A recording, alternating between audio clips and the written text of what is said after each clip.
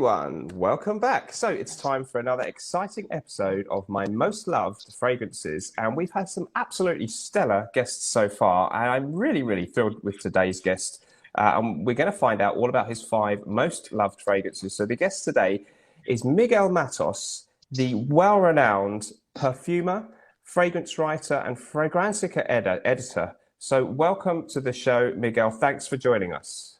Thank you. Thank you. It's always a pleasure to see you and to talk to you. So thank you for the invitation. It's an absolute pleasure, and as I say, a real thrill to have you on the show. I think most of the other people that we've had so far have been primarily sort of YouTubers and that kind of thing. So you are, let me check. Yeah, you're the first perfumer and writer. So we're going for a much more highbrow level today than I'm used to. But hopefully, I can rise to it. So, as regular viewers will know, the theme of the show is that we ask our guests to pick their 5 most cherished fragrances, the most loved fragrances. So not necessarily the favourite 5 smells in their collection, but 5 fragrances that have meant a lot to them over the years. There are no big rules. They can be for men or women, ones that you wore yourself or someone that you knew, liked, or have some kind of significance to you. And by doing that, we normally find out quite a bit about the guest, but also before we do that, we always find out a little bit about their life and what they're up to, maybe outside of fragrances too. So we'll cover that subject first. So Miguel, you're over there in Portugal, and without getting too heavy, I do ask all the guests at the moment, what's the sort of general situation over there like with lockdowns, etc.? Well, it's a disaster actually. It's almost worst case scenario with all the hospitals bursting by the seams. We have a very complicated situation, almost out of control. So it's quite scary. Last year we had COVID like everyone else in the whole world, but it seemed very controlled all the time, and now we are really hitting a level of desperation. I should say. Yeah. Okay, that is not good to hear at all, and it's very similarly quite serious over here at the moment. But we can only hope that before too long this situation will turn around, and perhaps it feels like this is the absolute worst of it. But right now, definitely tough times. And yeah, like you, I sort of when the first wave happened, we thought that would be really bad, and perhaps there'd be a slight return of some problems in a second one in winter now, but it's in many ways a lot worse. So grim times, but I'm glad to say that I know that you did have COVID, but I know that you recovered well. We were just speaking before we came on air, and I must say that you are at least looking in fine fettle, and that is great to see. So well done on pulling through that. Now, on to perhaps happier subjects then. So we're going to find out all about you. And, well, I probably need 2 episodes at least to really cover that properly.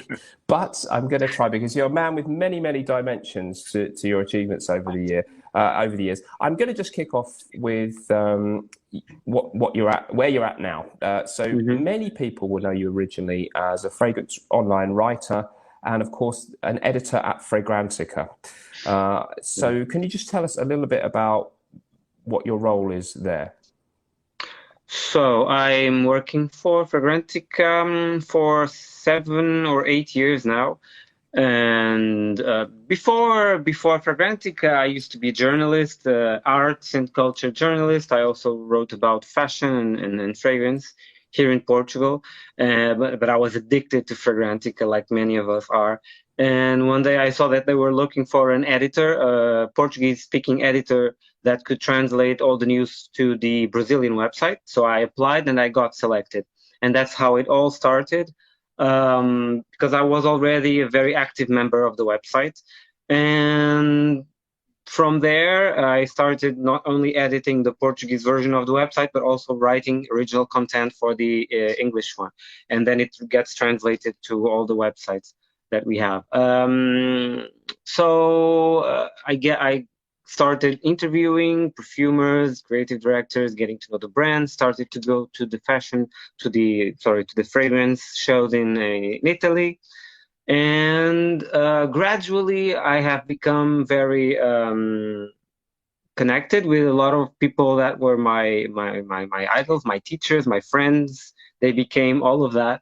And so it's a huge opportunity to network, to learn, to smell, and it's been quite a journey. I owe it all to Fragrantica, really have to be honest.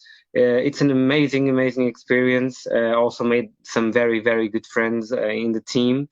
And it's a daily job. It's because every day I have to translate news to the Brazilian website. You see that in Fragrantica you have lots of news every day, and also writing new content, reviewing fragrances, investigating, interviewing people, and it's very exciting. Absolutely fantastic. I mean, if that was all you did, it would be incredible and wonderful, but it's not quite all you do. But yeah, absolutely one of the most foremost well-known writers in fragrance. Yeah, interesting to know you just started off doing the translations, and Yeah, life has so many twists and turns. indeed. Now, as well as that, then, in recent years, you've developed quite a stellar career, which I think is gathering pace quickly as a perfumer. So can you tell us what's going on with that, please? So, well, in my eyes, I'm still learning and still just beginning, and I don't see myself as a star or anything like that. But so it all started when well, as you know, and just like you, I think I am a collector of vintage fragrances. Even though we have different directions in the vintage collecting, but I feel you understand me totally. I was always looking for something that the fragrance industry wasn't giving me nowadays, the contemporary fragrance industry at the time. Now it's a little bit different. We're talking about like 5-6 years ago. For example, you like many kinds of fragrances, but you direct your attention especially to masculine fougères, traditional barbershop scents, and yeah, I was more to the floral animalics, chypre fragrances of the past, and I wasn't satisfied with what the fragrance industry was giving me. That was one part. The other part was I wanted to improve my writing, to know a little bit better about what I was writing about.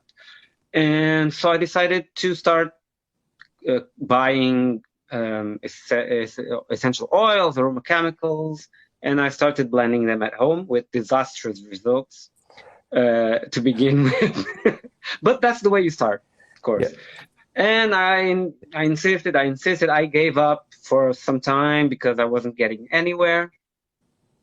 But it helped me indeed to understand a little bit better about the structure of perfume, how things worked, what certain ingredients really smelled like, because sometimes you have an idea.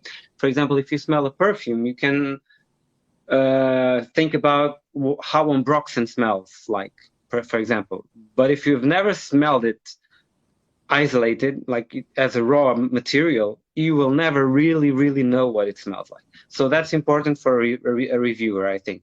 I mean, for me, at least, that was my what I was thinking about. And then I tried until one time, and I was working, I think at the time, only with natural raw materials. I started showing my work to a couple of friends that I was comfortable with, like the first ones I showed were Pissaroma Vigiani from Dusita Parfum, Cristiano Canali, and especially Christian Carbonell, who had become a very good friend, and I was a fan of it. I am still a fan of his work. So I showed him my work, and I also showed Ramon Monegal. He was with him at the time in a meeting that we had, and I showed a couple of my fragrances that I was developing, rather in a shy manner, because I thought, well, who am I to show this to great perfumers like them? But they thought I had some interesting ideas in those compositions. What Christian told me was, your ideas are interesting. I see that you have a good perfume culture, and you know how to smell. However, your ingredients suck. They are really terrible. So let me give you all the ingredients you need from my lab, from Carbonell Lab, and Christian Carbonell has the Carbonell Laboratory in Barcelona, and he makes fragrances for Xerjoff, for a lot of important brands. So he has some, and also they specialize in oud and oriental fragrances. So they have some of the best ingredients that you can find in the whole world. When he sent me a bunch of ingredients for me to play with, really, that's when my work kicked off. Because I have been experimenting so much and all the theory, sometimes people accuse me of not being classically trained in the perfume school, and that perfume bloggers shouldn't be messing around with perfume, that they shouldn't be releasing perfumes. I think exactly the opposite. I don't think that any creative director of any brand knows perfume any better than us, the perfume reviewers, you, me, and a lot of YouTubers and writers that are all over the world, because we do it for passion and we smell everything. I mean, not everything, because I'm in Portugal and we don't have a lot of niche brands, for example. And recently I was accused of not knowing some Amouage perfumes. We don't have Amouage here, or at least we only have a couple of them. So it's very difficult to to have access to some of the perfumes. And I'm not rich also. But who are we? Who's better to do the creative direction for perfume, for example, than perfume bloggers? We know everything. We smell lots of things. We know a lot of things. So where was I? Because of that, and also because I was blending before and mixing things, I started doing some perfumes that I was proud of. And that's how it started. So I went to Barcelona and I had a meeting with Carbonell, with Christian, with Ramon Monegal, and the three perfumers from the lab to evaluate my work. And that's when Christian invited me to be an external perfumer for the Carbonell lab in Barcelona, trying to pitch some brands and see if I can get something released. And the first fragrance that I had in the market was Jungle Jezebel for Sarah Baker. Well, that is a short of everything, a short story. Fantastic. That's really good. I mean, that explains it to me really well, and it makes sense. So you were obviously writing about the fragrances, and you wanted to understand them better. I get that. And then many people maybe just dabble a bit with the oils, but you took it to the next level. Yeah. And yeah, that's fantastic. I mean, obviously, if people like that are taking you on, they're not going to do that unless you've got something good to offer. So I think it's fantastic. I must say, I really appreciate the comments you make about, that we, the people who review them, are really well placed to understand them better, as well as anyone else, perhaps. I certainly look up to you in that respect, though, because I would never go near a test tube or a beaker or try. I've never experimented in actually doing this stuff But I myself. used to say that before. Actually, sorry. I used to say that before, and then look where I'm at, where I am now. So you never know. You never know. Okay, never say never. But yeah, I don't claim to. The point you make about can you identify ambroxan and all these things, I haven't really sampled all of these ingredients in isolation. So I very much and that's understandable, because it's not easy to get a hold of those raw materials. Yeah. I mean, if you're just an individual guy, you don't have a lab or a company, it's almost impossible to have access to some ingredients. It's true. So it's almost an impossible thing to have all that knowledge. Yeah. But you can still work and you can still review. I mean, it just can't be too technical, because there are some things that you don't have access to. It's just that. I think that's exactly it. Yeah, I think that's the difference, particularly perhaps if you're writing for Fragrantica, that perhaps requires a little bit more depth of knowledge and the technical stuff a little bit than someone like me. YouTube, it depends. Different. For example, I don't like very technical reviews, because I want to write for the normal people, for everyone. And what good does it bring to you if I describe all the aroma chemicals with crazy names in a fragrance? That's no good for anyone. So I prefer to review in an emotional, funny style, just telling stories or something like that. Other colleagues, for example, I have colleagues of mine in Fragrantica, they really like to dissect every fragrance and all the raw materials, structures, chemicals, everything. So there's a bit for everyone, I think. I totally agree with you. Yeah, I think you're absolutely right. But I think the stories for many people reading or watching are more useful than anything else. After all, who's one of the most loved and celebrated YouTube reviewers? Katie Puckrick. Yeah. And she's not really technical, but she tells you a story, paints a picture, and that's why people love it. Which is a great link, because stories are great, and that's what the show is all about. So the last little question before we get into your list is just a little bit about how and where you grew up, early life, and at what point did you become inordinately interested in fragrances? That's interesting, because that connects directly to the first fragrance that I have here.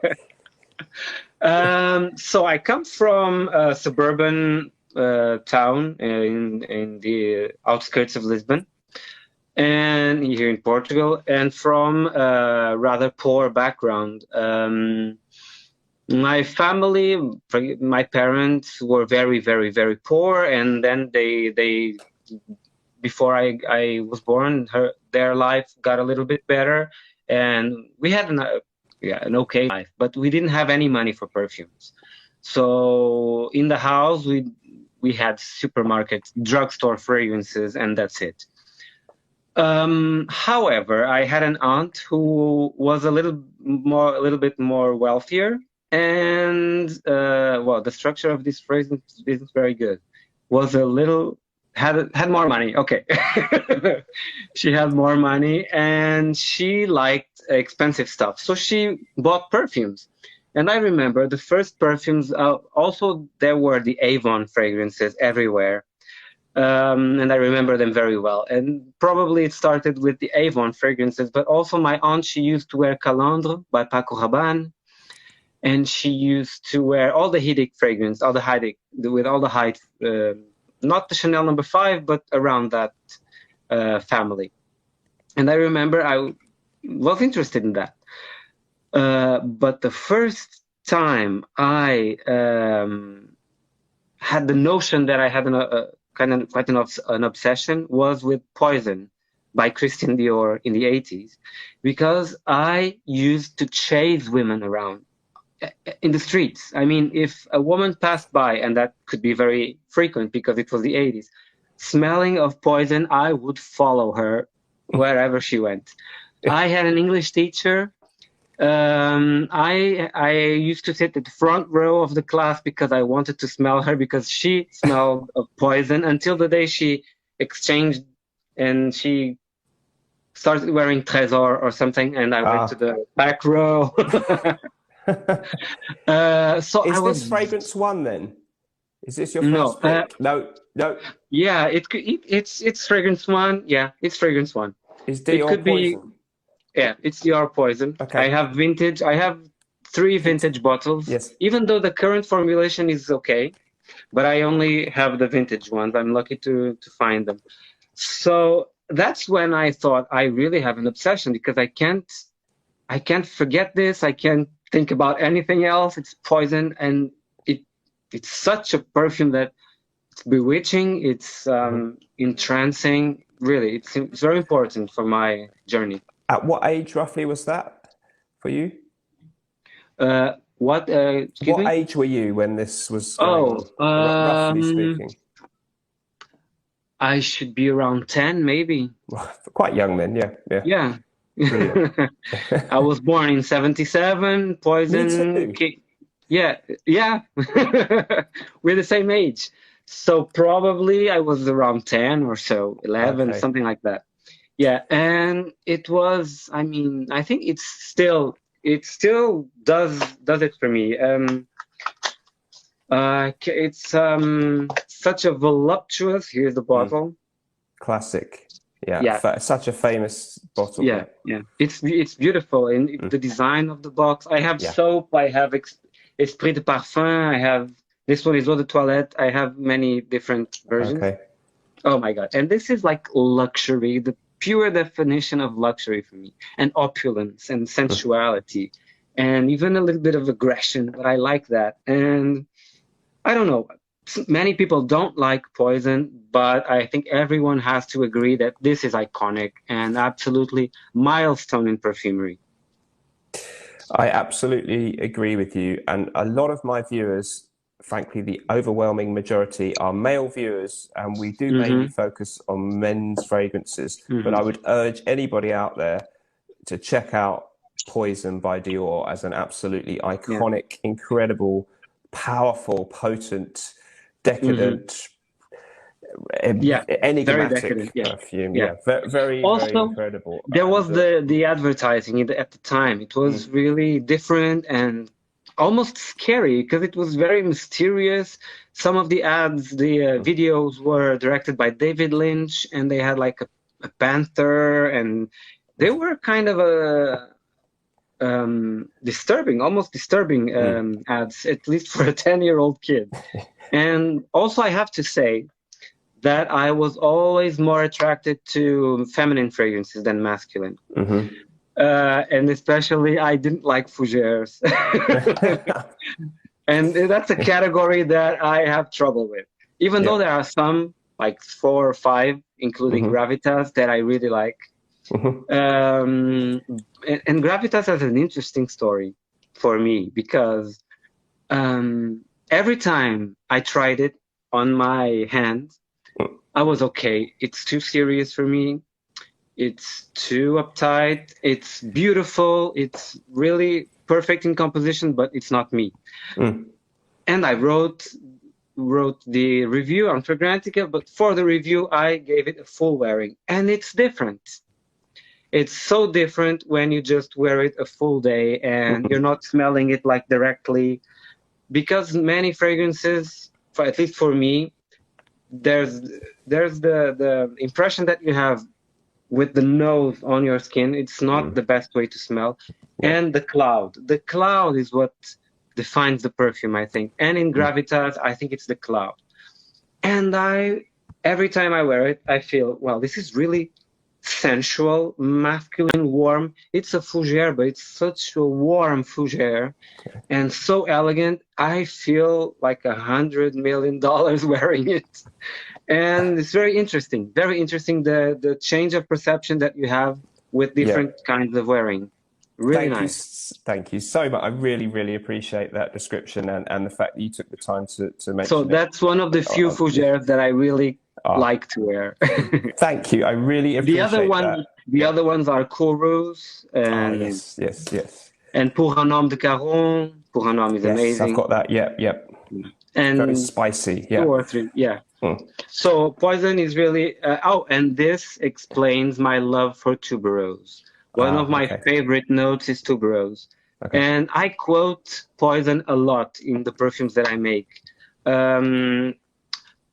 For example, going back to Amouage, a colleague of mine has just published a review on Unutamam for Nishana, one of the fragrances that I made, in the Russian website. And one of the readers, and he says that Unutamam reminds him of one of Amouage fragrances. I think it's, can't remember which one. And I told him, I've never smelled that one, I think, or if I smelled, I can't remember that one. And I was accused of being ignorant and stupid because I didn't know one of Amouage's fragrances. That's not my reference. My reference is in the 70s, the 50s, the 40s. Each person has their own world of references. My references are not.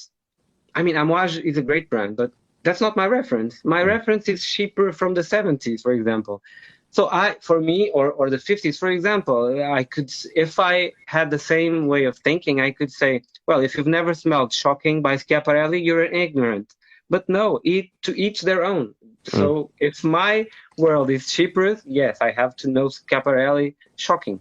If my world is more contemporary, of course I should have other kinds of references, I think. Yeah, that makes total sense. I mean, you've got like for you, for example, Duc de Vervins is one of your references, right? Yes, I love that. Very nice. Yeah, because it's your world, and I think I smelled it.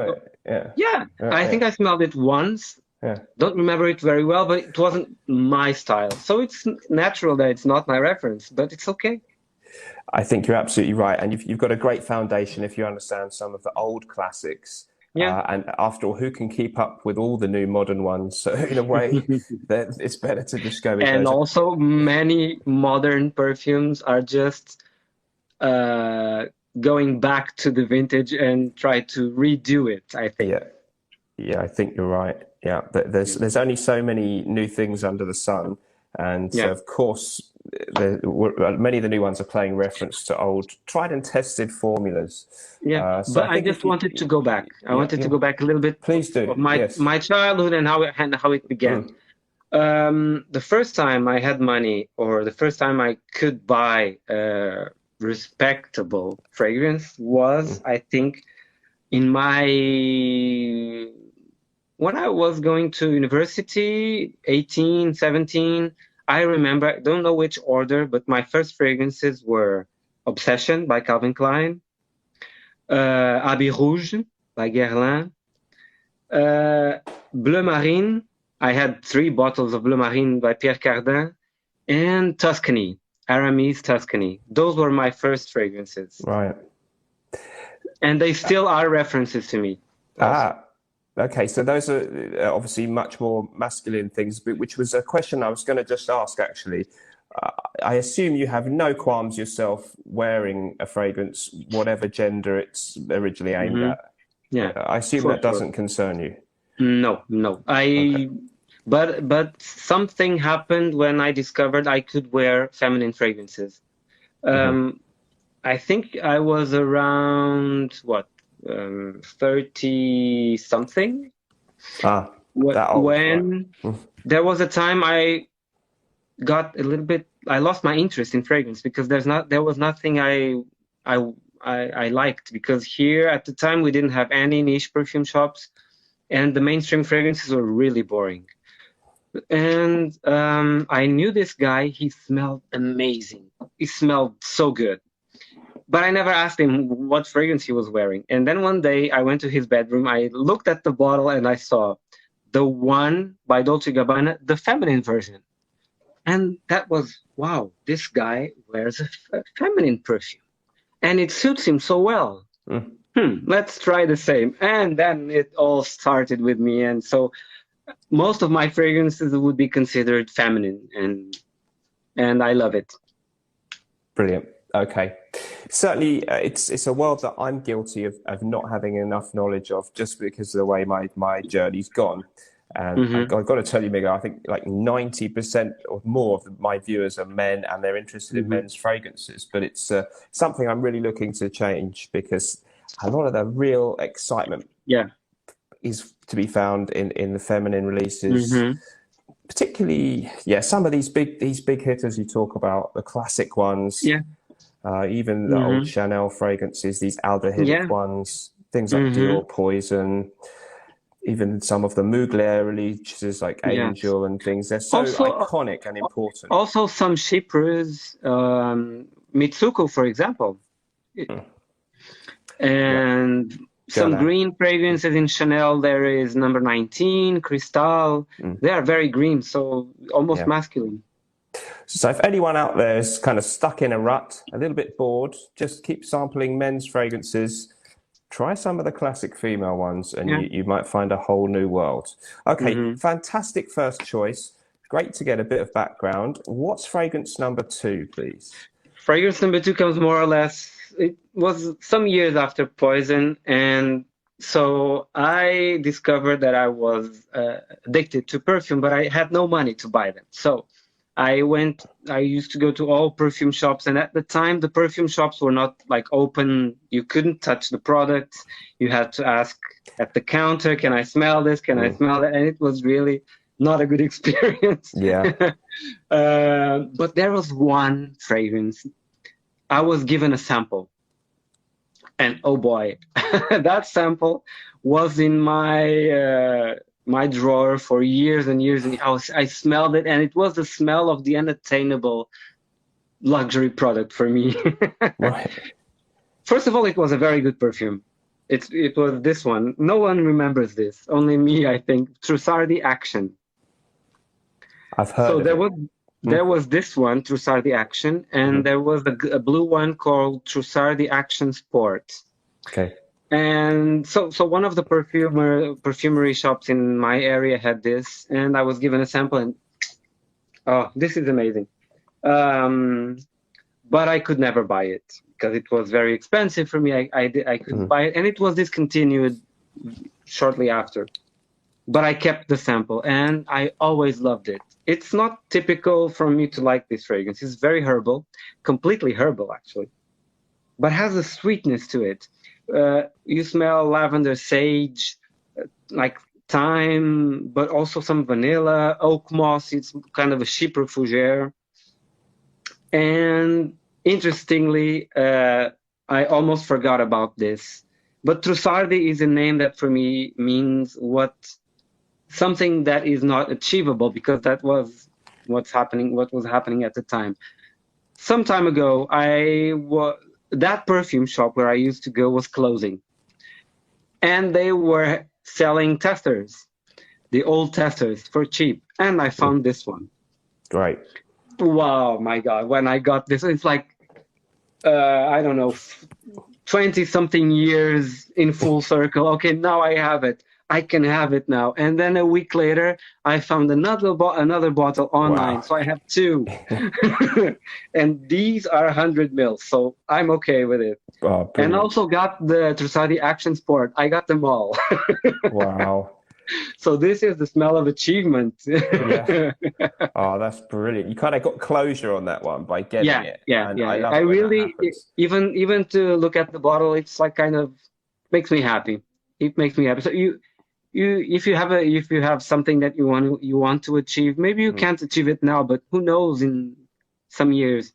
But nevertheless, it's an amazing fragrance. I've never smelled anything quite like it. Because it's uplifting, herbal, juicy, green, mossy, fresh, uplifting. It's really dynamic. I love it. It's really, really good fragrance in a kind of strange bottle. Amazing bottle. You know what? I'm not just saying this. As soon as we finish, I'm going on eBay. I'm going to look for it. Yeah, you can still find it, and you will like it. I am sure you will like it. It definitely sounds like it. I think there's one other YouTube reviewer called Chris from Scentland, and he's the only guy that I've ever heard mention that. And he's the guy who pulls out stuff like that you've never heard of, that you might find in an old pharmacist. And I love all that stuff. So it's great fun. And like you, it's just wonderful if you do find those old gems. I once got a vintage bottle of Ralph Lauren Polo Green, and it was a tester, the real old era. And the lady in the shop was like, "Oh, you probably don't want that. That's going to have gone off. It's been there years." I was like, "No, give it to me now." So that kind of stuff is great fun. Okay, that feeling is great, like shoplifting, but legally. You almost feel guilty, but it's more fun in some ways than going to a department store, I think. Yeah. Okay, lovely. 2 great picks. What's number 3, please? Number 3 is also, I was quite young when I wore this. It's another one of those first ones, but I had like 4 or 5 bottles of this one. Opium. Brilliant. This is the Eau de Toilette, Yves Saint Laurent Opium. I used to wear more of the Eau de Parfum version, but the bottle I have doesn't have a cap, so this is the Eau de Toilette. Okay. Vintage Eau de Toilette, which is more or less the same as the current Eau de Parfum. Right. This is, well, I used to wear also Habit Rouge. It's an Oriental, but it's a different Oriental. Totally. Because Habit Rouge is more citrus Oriental leather with spices, but this is the real amber spicy one. And first of all, I love it. It defines my tastes completely because it's more sensual. It could be unisex totally, I think, especially at the time it was launched, because there's a sweetness that you didn't used to appear often in masculine fragrances. Even the communication was really interesting. And I wore 5 bottles of it, which is a lot to say about my tastes. But also, this is a fragrance that, oh, and I was given by the PR of the brand not many years ago, a vintage PR kit, which contained the most important raw ingredients that from the fragrance. And Oh, wow. I learned a lot from it. I have to say, this perfume, Opium, is also a milestone for me and one of the most important references I have for what I make. Right. And none of the fragrances, well, one of the fragrances that I made, and I've made many things that are not in the market yet, but probably Sarah Baker's Far from the Maddening Crowd, has a little bit of this because it has a lot of cassis. And cassis, I learned to like it because of Opium. Opium is very basically a blend of black pepper, a huge overdose of cassis, ginger, amber, and Tolu balsam or Peru balsam. I don't remember which one is it here. And galanga, and I think that's the main. Those are, and cedarwood, Atlas cedarwood. Mm-hmm. And this combo I have explored so much in my blending. I've never reached quite the same accord of Opium, but those ingredients are all, especially the effects of cassis. Cassis you can translate by Black currant. Yeah, blackcurrant is an amazing ingredient. And in Carbonel, we have special bases. So this is my kind of composing is like, it's similar to what perfumers used to do a lot in the 40s, 50s, 60s. I work with particular bases. Everyone does it, but I do it a lot. And Carbonel has very specific bases. For example, there's a cassis base that I love. So I use those bases, and I'm always referring to Opium for the structure of an Oriental. Even though I'm not very good at making Orientals, I'm always looking to Opium when making an Oriental. Fantastic. A phenomenal fragrance. And like you, I've got the vintage Eau de Parfum version somewhere in the back. Yeah. I think it was a mid-90s release, wasn't it? Yeah. And mid-90s, yeah. Five, I think. Something. But yeah. Incredible fragrance. Not the normal fougere or anything that I go on about, but one that I really do like this one as well. Very potent, very rich. And I mean, the name suits it well. Opium. It's like an opiate. We are, of course, by the way, talking about the men's version. There was an even more famous female release, of course, before that. And the female release is a very interesting masculine to wear. I'm gonna try that. Because it's kind of has a bitter element with sweet and bitter at the same time, very resinous. It's very interesting. Yeah. Okay, guys. So either version worth checking out, but yeah, the men's version is a superb fragrance. And Miguel, you think that if people buy the modern Eau de Parfum version, that's somewhat similar to your vintage Eau de Toilette? Yes, was that what you said? But I've always preferred the vintage Eau de Parfum, and that is no longer available. It is real tricky one to track down, apart from eBay. I was lucky to get one. Now, on the subject of your fragrances, I'm just going to be very rude and interrupt here. So I'll just quickly, a couple of that you've mentioned in passing there. For Sarah Baker, I think one of the big ones that made people aware of you as a perfumer was Jungle Jezebel, wasn't it? Yeah. That was the first one. The first one. So if you could just give us a little insight into that one. I will put links in the description for some of Miguel's creations, both on his own site and at Lucky Scent for various other brands, one of whom we're going to mention in a minute. Can you just tell us a little bit about Jungle Jezebel and perhaps that other one that you referenced that you've created for Sarah Baker as well? So I've created for Sarah Baker three fragrances: Jungle Jezebel, Rules of Attraction, and Far from the Madding Crowd, which came last year. Jungle Jezebel is Actually, Poison is again a reference for Jungle Jezebel, even though they smell very differently. But it's a tuberose. Jungle Jezebel is a tuberose, and the guilty for the tuberose addiction is Poison. Jungle Jezebel, in terms of smell, it starts off with banana, chewing gum. Very realistic, very pop, very fun, very cheeky, very cheesy if you want, cheap, but very fun and very pop. And then it morphs into a very opulent, very sexy bouquet of flowers, such as a very intense tuberose, rose, and ylang. And then the base is very woody. It has sandalwood, vanilla, tonka bean, and a huge overdose of civet. Civet is a very animalic ingredient that smells fecal. So the combination is like a vintage floral animalic on steroids. It's very in-your-face, very daring, very challenging, but also fun to wear. It's very intense also. And it was an homage to Divine, a drag queen that used to have a very exaggerated style. And that's more or less a tribute to Divine. And that's I didn't know that. Okay. Yeah. Jungle Jezebel was a song that she used to perform. I'm going to put an image of her on the screen now, in case you don't know it yet. Yeah.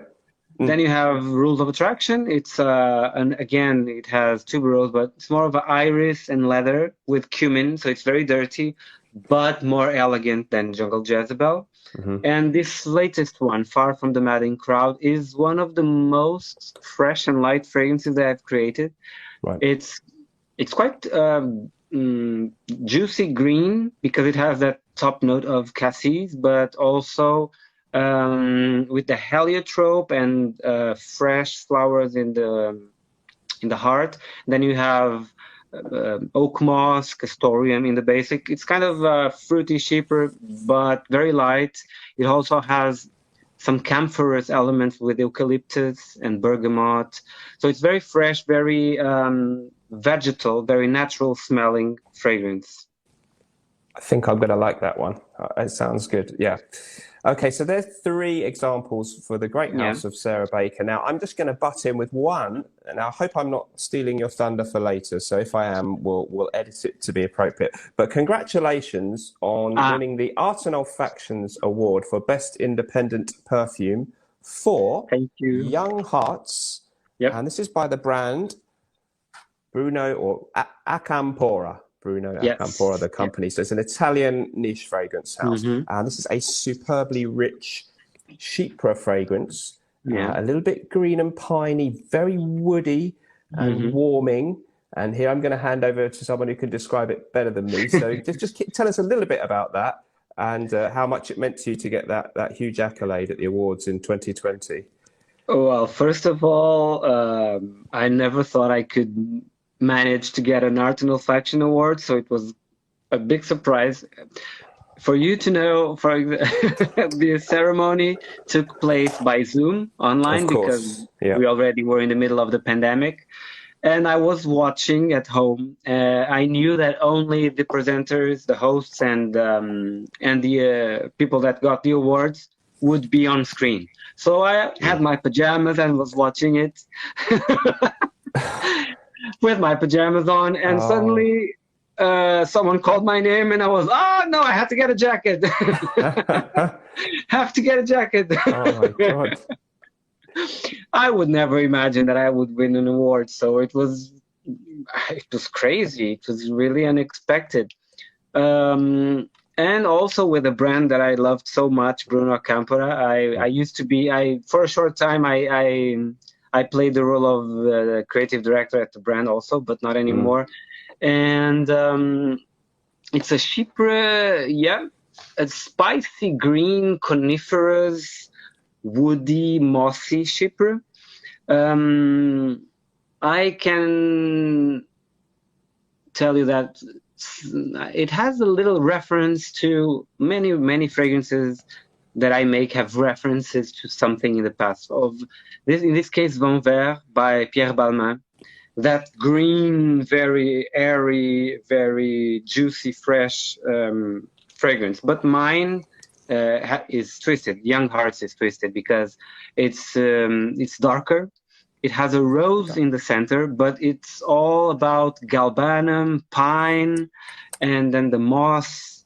It's with some woods, but it's kind of dark and light. It functions in chiaroscuro because as much darkness as you have in the base, but you also have the sparkling green notes in the top. And what makes the difference and is the secret for the dynamics of the fragrance is saffron. So saffron is spicy, but is also a cold spice, or at least that's how I smell it. And that's this fragrance without the saffron would be a completely different fragrance. So the saffron really creates this energy, this dynamic, and freshness to it. It's an incredible fragrance. I've just sprayed it. By the way, guys, amazing sprayer. It's just incredible. Not that matters very much. So unique and rich and potent. And I really have, it's taken me, I've had it for quite a few months, and it's taken me this long to really get to know it. And it's absolutely rich, kind of some kind of reference to old school fragrances. But it genuinely doesn't smell like it's an old fragrance. It's got something quite artistic and avant-garde, but it's very, very wearable, a very classy smell to me. I think in my review, I said it reminded me of ebony, the wood ebony, just because it has a dense, dark kind of feel. Now, you know me, Miguel, I'm not so good at picking out notes, but it just puts me in that kind of mind that I get a real dark wood, dark, warm, woody kind of feel in the under. Yes, I can understand what you mean. Yeah, thank you. So, a brilliant fragrance, and I will link to where you can find out more about that one. And if you wanted to buy it, that would be great too. It's available as an eau de parfum, and there's also an essence de parfum. If you want to really go to the next, it's going to fall apart there, but I've got there. If you want to go to the next level with that one, you can also or combine the two. That'd be fantastic. Okay, so we've had 3 fragrances. Smurfy Girly also has a review on Robin that I made for Bruno Acampora as well, and it's also one of my favorite fragrances that I made. It's a blend of tuberose, incense, vanilla, aldehydes. I'm very proud of that one also, Robin. Yes. Okay, and that's on Claire from the Smurfy Girly channels. I haven't actually seen that review, so I'll make sure to link that in the description. I know she's, in fact, I must pay tribute to her because she's been quite instrumental in helping me to discover your creations. So thank you to her for that. Okay, now I was completely wrong there as usual. We've had 2 choices from you, I think. Is that right? No, we've had Poison, Trusadi, Action, and Opium. 3. Thank you. At least somebody knows what's going on here. Right, we've had 3 choices, and now it's time for number 4. Thank you. Okay, so this is probably the fragrance that I want to be buried with. Not that I want to be buried. But Cabocha, and this is not the most modern formulation. There is a new bottle that is much better than this one. Cabocha is a fragrance from 1959 from Parfum Gray. And this is a green leather chypre, the best example possible of a green leather chypre. So it has those typical patchouli, oak moss, base, rose, ylang, and abstract florals. In fact, because you don't smell exactly the florals, they are not realistic here. And the top has sage, aldehydes, bergamot. So it's the typical classic leather chypre, and I think it's the best example of that. And completely unisex. I would say even more masculine than feminine for today's tastes. And it has also a very nice tobacco element to it. So it's really interesting. Aromatic, floral, woody, chypre. It's very interesting and probably a bit dated. It's not very modern.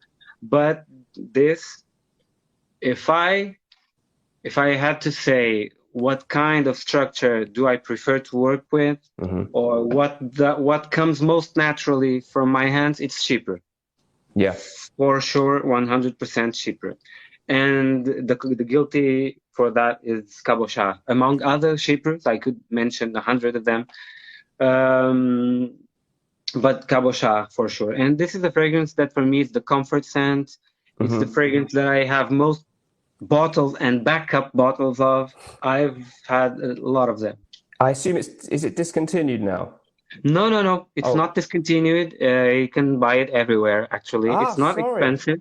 Okay. You can buy it for less than 30 euros, I think. There's eau de parfum and eau de toilette. Which do you recommend? I totally recommend. I think it's... Should I get the eau de toilette or the eau de parfum, or it doesn't matter? Get the latest bottle. It's I will send it to you an image, but Okay. I actually, if you go to Fragrantica, I don't know if the image is the latest one, but I'll send it to you. Any formulation is okay, but the latest, I mean, if you can get the vintage, go for vintage. If you can't get the vintage, get the new one. Because in fact, I was a consultant for the project of reformulating. Wow. Okay. I didn't reformulate it. I just gave my opinion, and it was an improvement in regards to regarding the previous editions. I also was a consultant for the Cabocha Chérie. It's a new release from Parfum Grès, an homage to the Cabocha, but in terms of a more modern, cheaper, sweeter. And also, I had my saying in the bottle. Yeah, it was interesting to work with the brand in consulting for the new release of Cabocha. Anything you can find any version for under 30 euros. Oh wow! Obviously marketed towards women, but you think for a example, really good one for guys to try. To be very clear, Cabocha was the precursor. Yes. Does that word exist? Yeah. Yes. Of Aramis. I did not know fact, that. Okay. The perfumer is the same. Yeah. And Aramis is just Cabocha with more aromatics, nothing else. Really? Okay. Yeah. The perfumer just tweaked. It's interesting because everything started with Robert Piguet-Bondy in 1944. A very big, bold, and crazy green leather shipper. That was a success, created by Germaine Cellier. So this was 1944. In 1959, Bernard Chant wanted to pick up the Bondy structure and style and try to make it more elegant, more wearable, easier to wear. And he came up with Cabocha, which for me is perfect example of the perfect fragrance. Then after Cabocha, he had a whole lineage of shippers that evolved from Cabocha. So it started with Cabocha, then he made Aramis, Aromatics Elixir, Azuré from Estée Lauder, and there's a whole line of fragrances that it's a whole family. The DNA is the same. Wow, incredible. I've learned something there. I do quite enjoy Aramis. Of course, the legendary Aramis by Aramis, destined to languish on the lower shelves of our department stores, unloved, isn't it? But a fantastic I love it fragrance. too. And I think I've had an older bottle and a new one, and it still seems pretty darn good, even in its modern formulation. Now, we could do a long podcast just on this subject, but I can't let you go without just grabbing you back to what you just mentioned about you were involved in a reformulation, because a lot of my viewers are very interested in, that fragrance used to be great, they've reformulated it, and there's all kind of conspiracy theories about why they're doing this. But you're actually with a company who I imagine had to reformulate something, perhaps because of the forbidden ingredients or whatever, and you are consulting, helping them get it right. Just give us a little insight into how that works. So Cabocha was turning 60 years old in 2019. And they wanted to pay a historic tribute to the fragrance that started Parfum Grès. It's not the first fragrance by Parfum Grès, but it's the one that got the name on the map for fragrances. And they wanted to write a book about the history of the perfume brand, the history of Madame Grès. That project, I wrote the whole book, but they didn't have the money to print it, I think, because it's the group that has Bentley, Lalique, and other brands. But Parfum Grès is the smaller brand of the group. Okay. So that's what happens. But for a long time, after Parfum Grès was sold to many different companies, it used to belong to Escada, and then I don't know which one. And then finally, the Lalique group bought it some years ago. And along the years, it was reformulated and reformulated 1,000 times until almost became unrecognizable. It became very cheap. Even the bottle was terrible. And they knew that. They knew that they had to revamp it and to try to make. Also, there was regulations. Oak moss was no longer legal to use. Yeah, a lot of problems. And the formula, because I know what wasn't the original formula, was absolutely insanely expensive. Right. It was crazy. When I looked at it, it was stupidly crazy. And this was an affordable brand, so they couldn't. It wasn't sustainable. So the formula had cheapened and cheapened and cheapened until it was just a shadow of what it was. And they wanted to pay a tribute to the fragrance while at the same time trying to make it as close as possible to the original, having the price and ingredient restrictions that they have now. So it wasn't easy. Sounds very difficult. Yeah. And I also, for example, the brand didn't have a Lalique group. They don't have a lot of historic data or the formula. They don't have the formula. And they didn't even have a proper top version of Cabocha. And I had it in my collection. I had the Parfum bottle from the 60s. So I had the real thing. And that was what served as a reference for the reformulation, the new reformulation.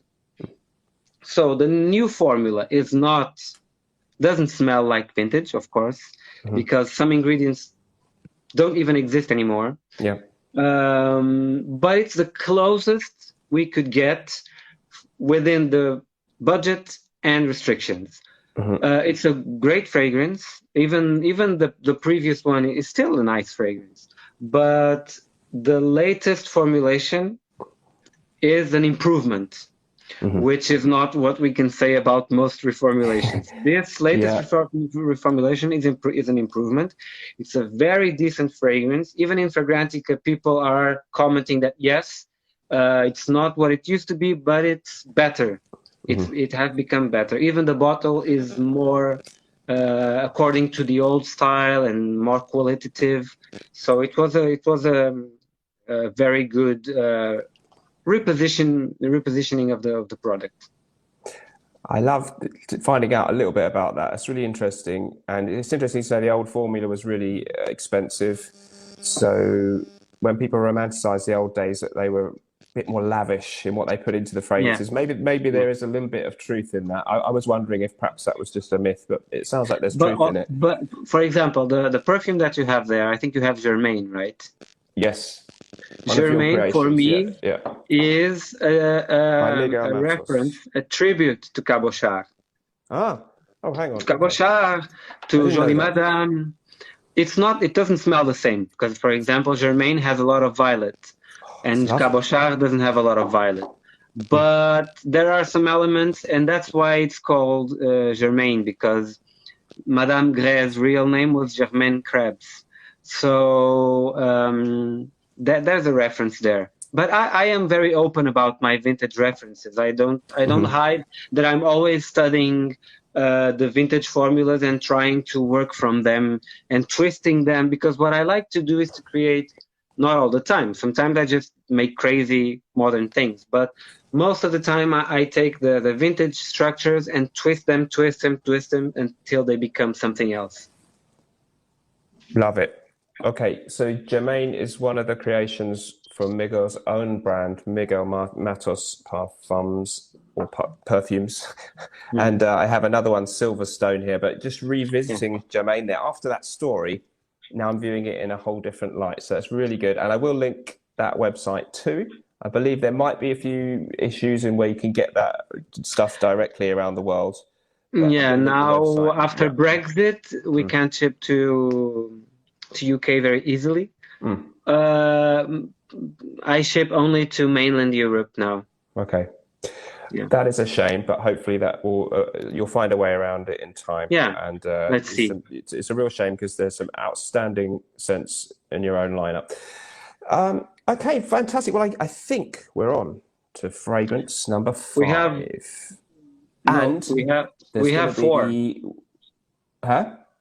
We mentioned 4. We've had 4. So there's I have another one one official. And I insist on one of your own creations that you must. Oh, okay. So I will just briefly mention this one because I have to. Because it's a fragrance. I did insist that you should include one of your own as well as your 5. Yeah. No, but I have to talk about Habanita. And this is a vintage bottle, but the modern formulation is very nice as well. It's from Molinard, French brand, and this is from 1921, so it's 100 years old. I think it's 1921, and it's powdery. Can I just get the name straight because it'll be new to a lot of our viewers? So Habanita, I will print these on the screen, and it's by Molinard. Yep. Yeah. Because guys won't have heard of that one, I'm sure. This is a very powdery tobacco fragrance, completely unisex, I would say. If you like powder, of course, because it's very powdery. Vanilla, vetiver, tobacco, iris. It's fragrance that was created not as a fragrance, but as a liquid to. So when women started smoking openly, Molinard created this liquid to scent tobacco for the cigarettes. You put the liquid in the tobacco in the cigarette, and you would smoke it, and it would be fragrant. The vaping of its day. Yeah, the vaping of its day. Yeah. And so, but women starting wearing the liquid as a perfume because it was so delicious. And after some time, the brand just decided to create a fragrance based on that accord, on that perfume. And it still goes on. This is a Lalique bottle. It's a vintage bottle, very beautiful, but it's still produced and it's almost the same, I should say. Brilliant. And yeah, that's one of my reference. I love that bottle. Yeah. I still don't know how the fragrance works because I can't crack the code of this one. Right. But it's one of my references. Yeah. Can we still get that one then? Yeah. Yeah. For Molinard, from many retailers. Yeah. Habanita. Well, I've picked up at least 2 that I hardly heard of. So you're going to cost me some money, I'm afraid, after this. But I'm an enabler. Yeah, I don't mind that. Right. Okay. So check that one out, guys. We got one last choice. Yeah. So this is. So I have to mention this one.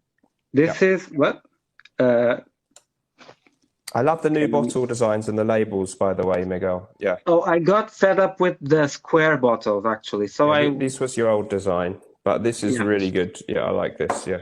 This is more Art Deco, but modern still, I think. And this one is called Bristol Club. So the reference to this, and this is a collection of 4 fragrances called the Lisbon Clubs Collection. 100 years ago in Lisbon, there was this moment of political and social freedom, and also the development of Lisbon as a cosmopolitan cultural city. So there were a lot of cabarets emerging, but we didn't call cabarets to these places because cabarets were associated with prostitution and sleazy behavior, which in fact happened in these clubs, but people didn't call them cabarets here. Yep. They call them clubs. But anyway, they were places of experimentation, avant-garde.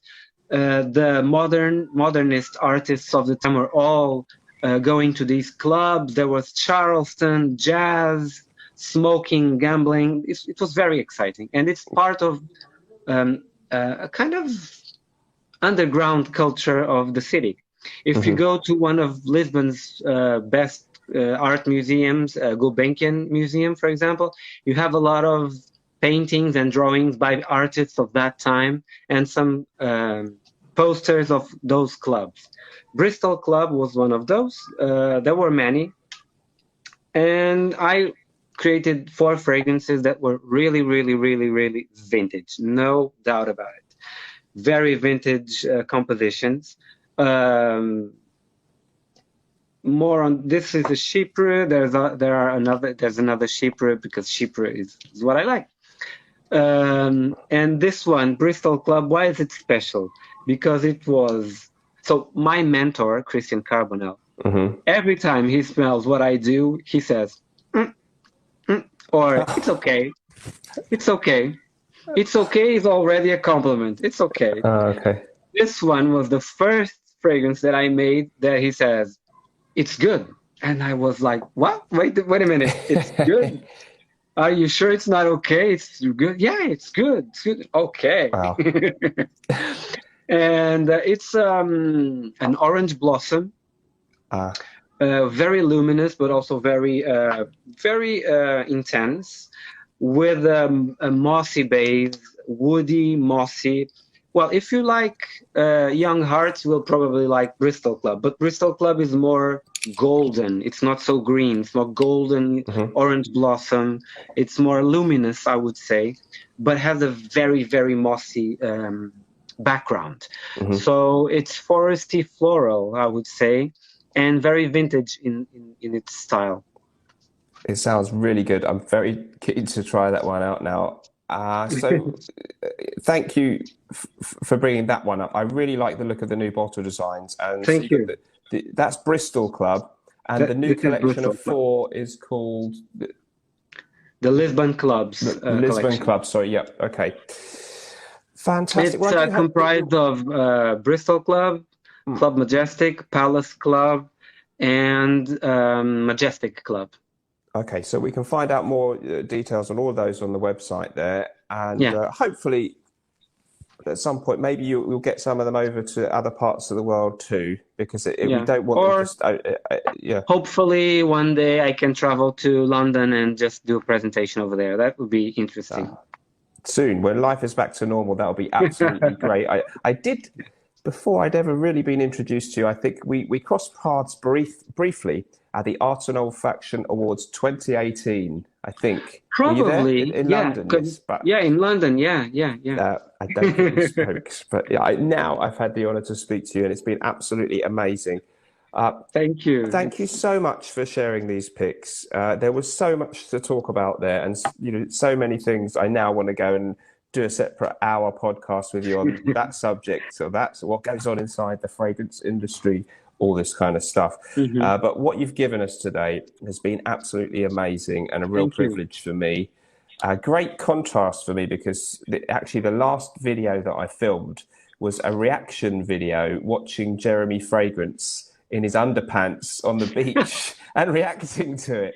So I've gone for one extreme. Is it real, or are you? He's in Miami, and he's really happy that he's in Miami. He's been stuck in Germany because of the lockdown. Okay. And he's standing on the beach in a very skimpy pair of I think they're swimming trunks, but they're just like underpants, and it's quite entertaining and interesting. But it's not the high end of the perfume world. So I've gone from there to talking to a serious writer and perfumer. So I feel very lucky that I get to cover both ends of this business. It's really quite sublime. He was sublime and ridiculous. No, he was ridiculous, and this is sublime. So I've gone from the ridiculous to the sublime.